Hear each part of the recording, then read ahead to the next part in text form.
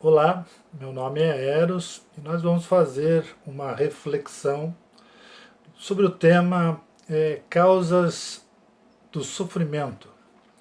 Para tanto, eu vou me apoiar no Livro dos Espíritos, no capítulo 1 da sua quarta parte, que vai falar das penas e gozos terrestres, mais especificamente felicidade e infelicidade relativas. É a questão 920 em diante. E também vou estar aqui estribado no Evangelho segundo o Espiritismo. Neste, eu selecionei o tema Justiça das Aflições do capítulo Bem-aventurados os Aflitos, causas atuais e causas pregressas ou passadas do sofrimento. Nós da doutrina espírita entendemos que existe um Deus acima de todas as coisas, um Criador absoluto, um Senhor de amor e justiça. Porém, este amor e justiça, ele não está medido ou sequer sentido conforme as nossas limitadas percepções.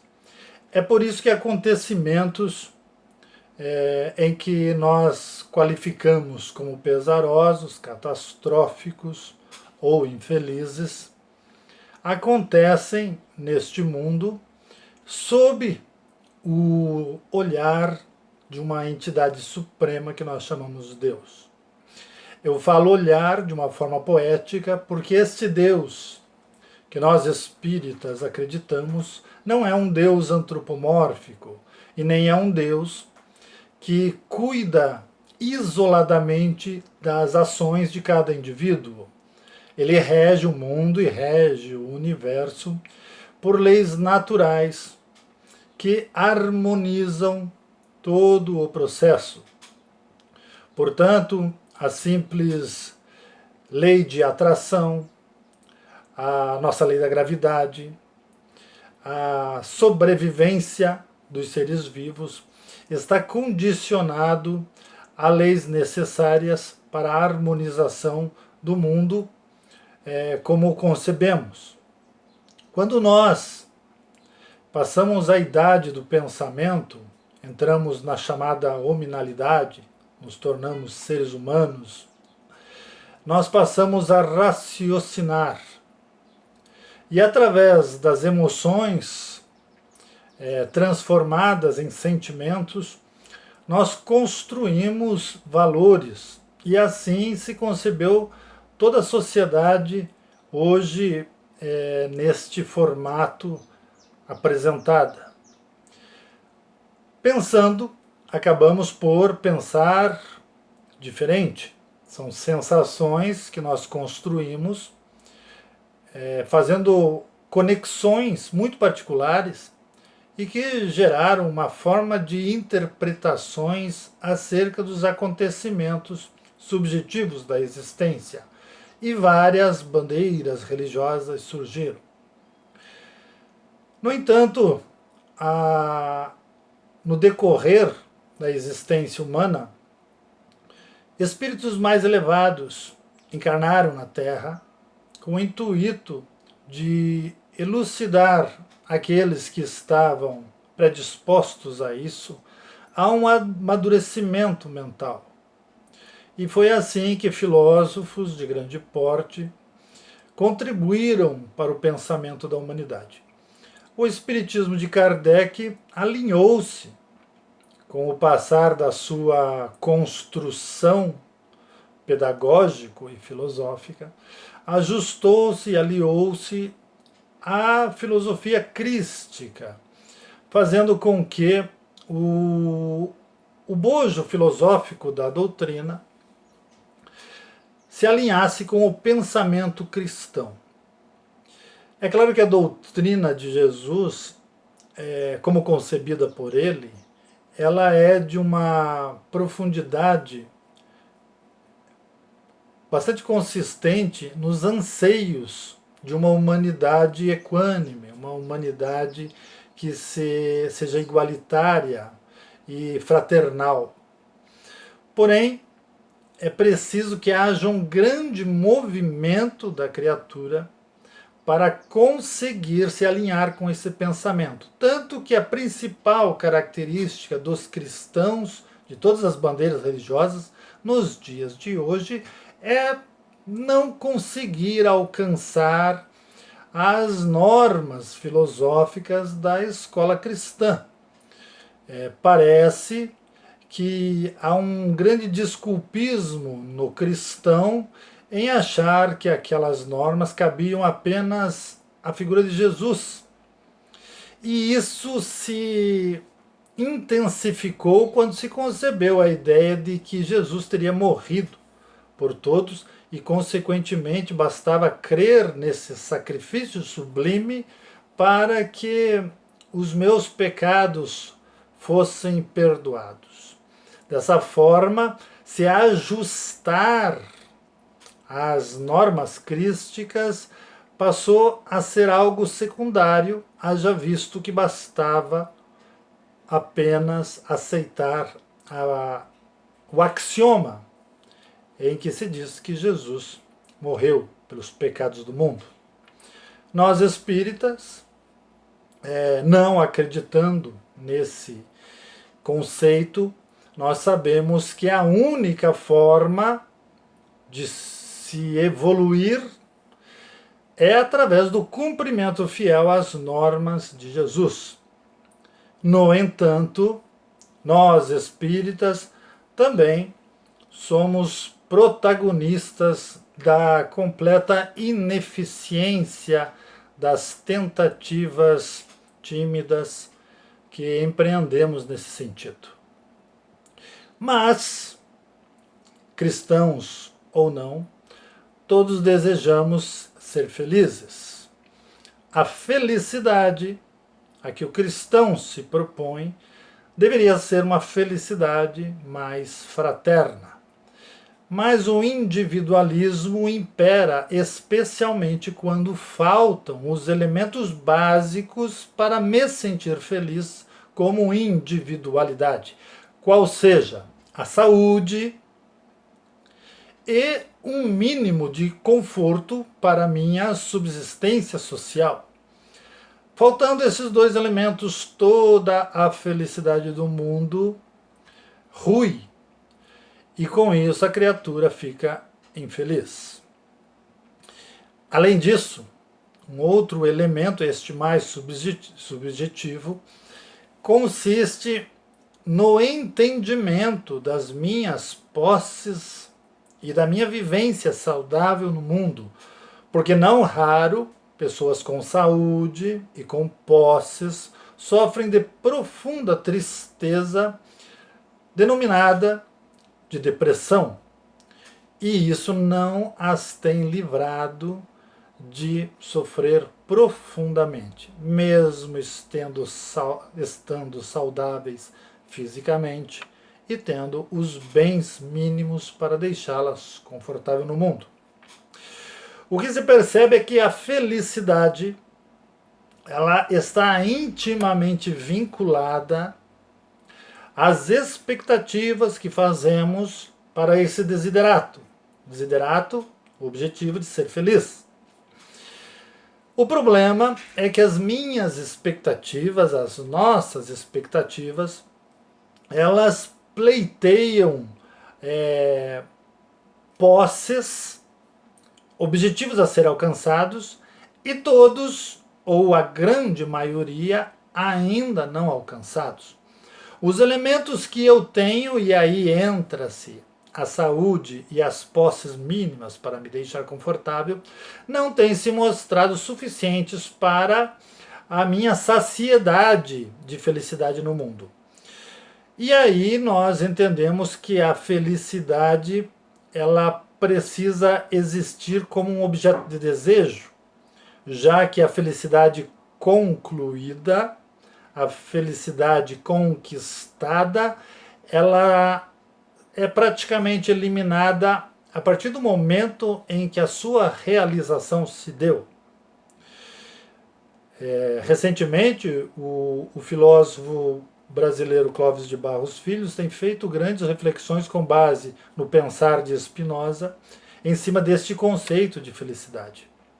Agora, nós espíritas, como acreditamos no processo da reencarnação, e aí esses dois tópicos que eu citei do Livro dos Espíritos e do Evangelho vêm nos trazer os elementos primordiais para esse pensamento, nós sabemos que o processo reencarnatório nos coloca em situações distintas, o que faz com que alguns possam ter e tenham, e outros também possam ter, mas não consigam de forma alguma tê-lo, seja a saúde, seja os elementos mínimos de apaziguamento social. E isso tem gerado muita infelicidade no mundo.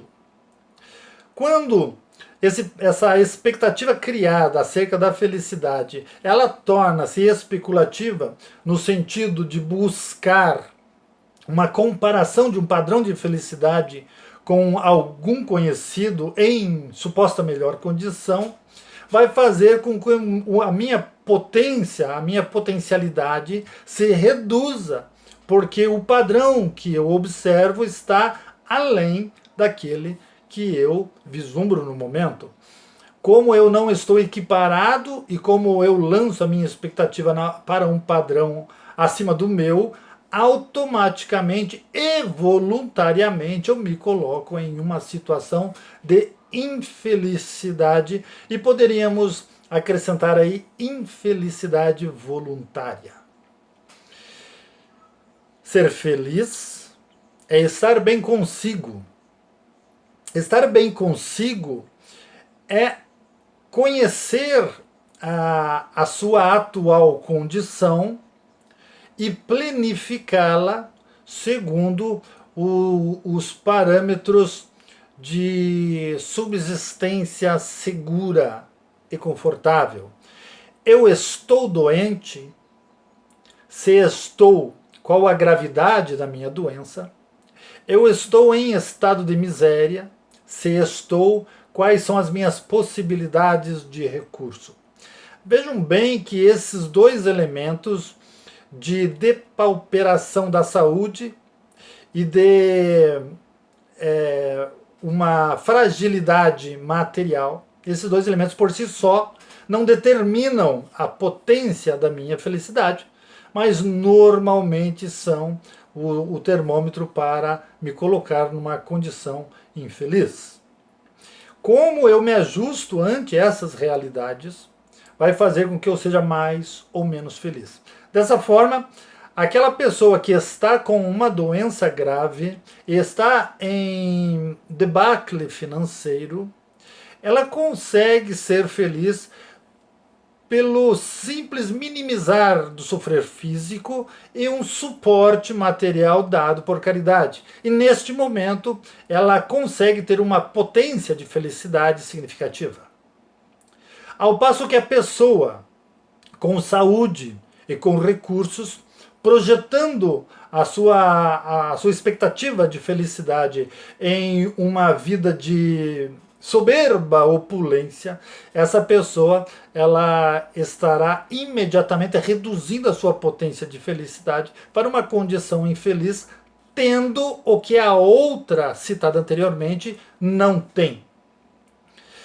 Se formos observar os elementos que se apresentam nesses dois casos, são completamente distantes um do outro, mas completamente sólidos na sua sensação e dentro dessa sua independência. A felicidade que aquele que pouco tem e mal de saúde está é real, ao passo que a infelicidade desse que muito tem e saudável está também é real. Uma infelicidade real, uma felicidade real, vinculados a elementos que, se avaliados segundo a proporção de um espectador de fora, são completamente surpreendentes nessa conclusão.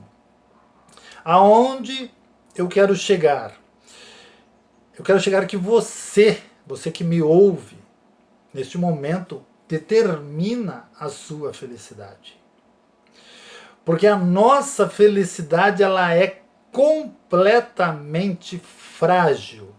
Ela está baseada em elementos que o nosso controle é relativamente superficial. Qualquer acontecimento natural que abale essa estrutura tira-nos completamente os elementos que caracterizam a nossa felicidade, se a nossa felicidade estar baseada nesses elementos. E a pandemia, nos dias atuais, é um ótimo exemplo disso. Os números significativos de casos graves e de óbitos, embora sejam números significativos, se exposto no número total de habitantes do planeta, se observará que não são um número expressivo em termos desse total. Porém, eles nos parecem extremamente preocupantes, porque os nossos agrupamentos sociais estão restritos a determinados pontos do planeta, gerando exatamente com isso o risco pandêmico. Portanto, é a nossa forma de vida que gera imediatamente os riscos de uma pandemia. E a pandemia, ela se apresenta como apenas um elemento ocasionado da nossa agregação social e que nos mostra a fragilidade da nossa felicidade. Agora, o que vale a pena considerar neste momento é que grande parte das pessoas não estão doentes graves, mas perderam a sua felicidade por conhecer pessoas que estão doentes de maior gravidade, ou até por terem perdido pessoas da família.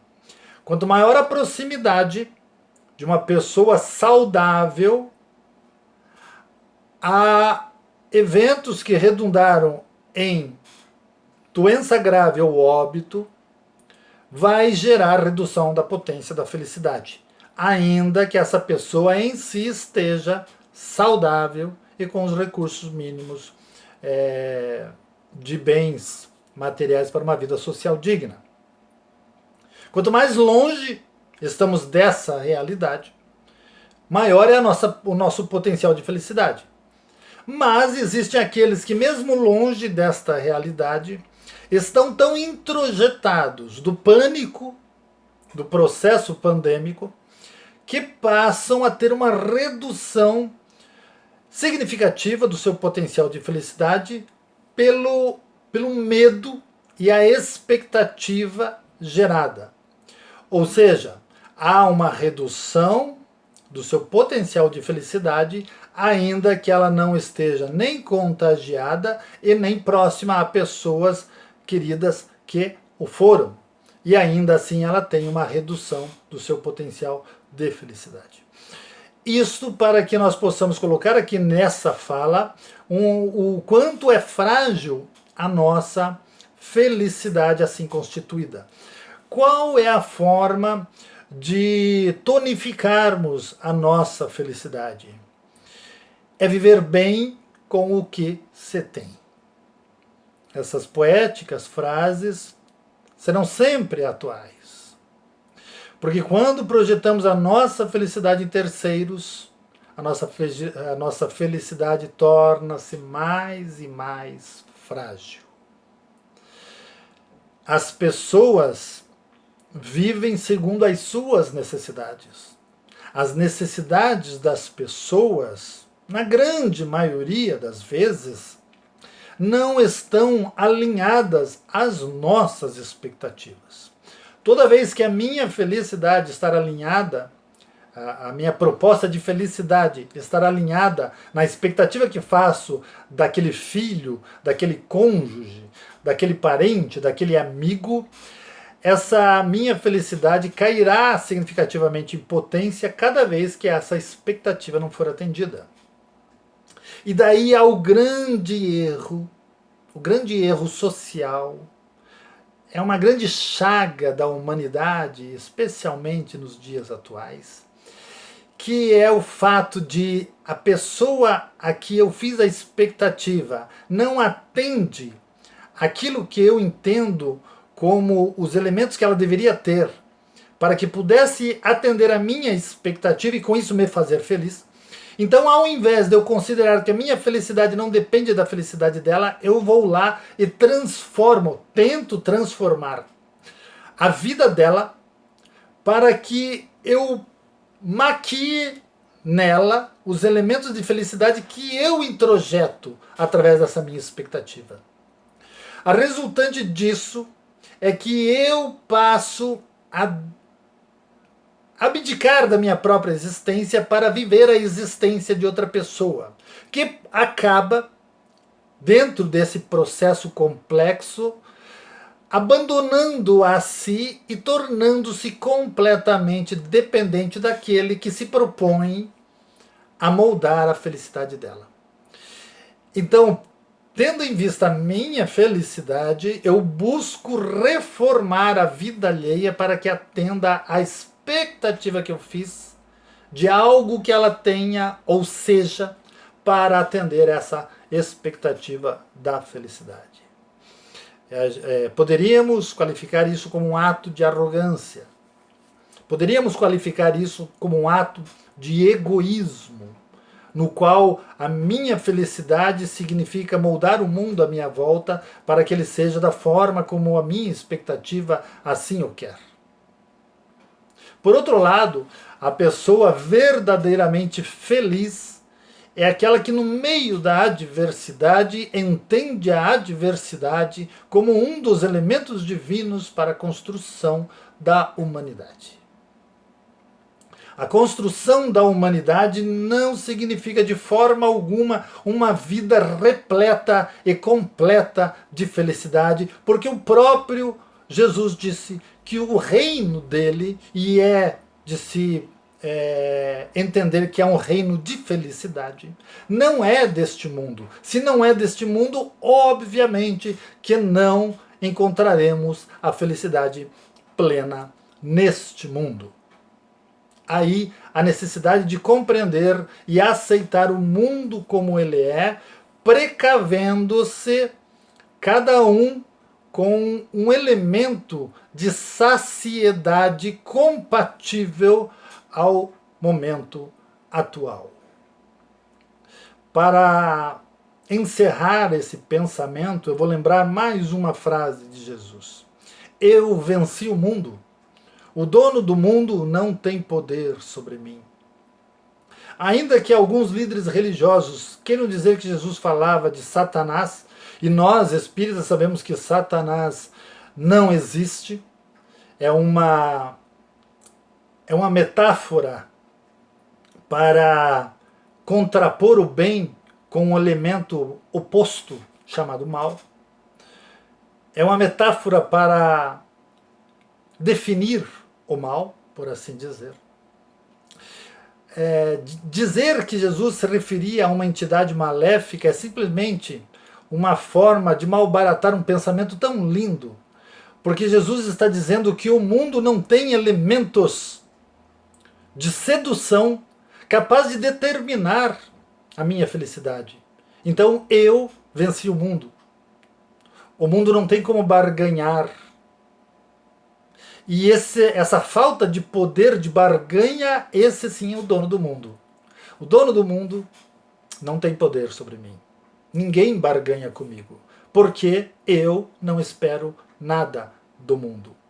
Quando eu não espero nada do mundo, tudo que o mundo oferece, oferece dentro de uma lei natural e harmoniosa. E assim eu não abalo os elementos íntimos da minha felicidade com os acontecimentos infelizes de um mundo de provas e expiações que sofre abalos sísmicos pela própria evolução telúrica deste cosmo.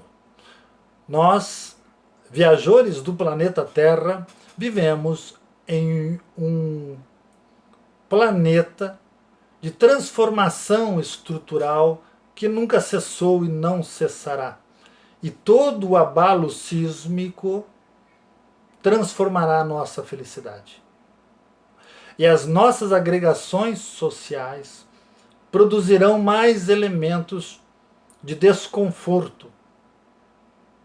E quando conseguirmos conceber o ensinamento de Jesus, introjetá-lo e especialmente atualizá-lo em nós, nós estaremos minimizando todos os elementos que agridem o nosso conceito de felicidade.